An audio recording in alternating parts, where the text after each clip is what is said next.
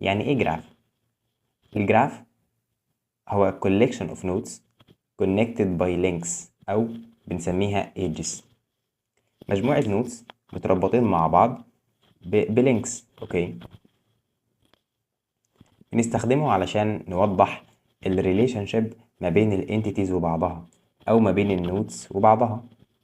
ده مثال بيوضح الريليشن شيب بين بعض المحافظات في مصر.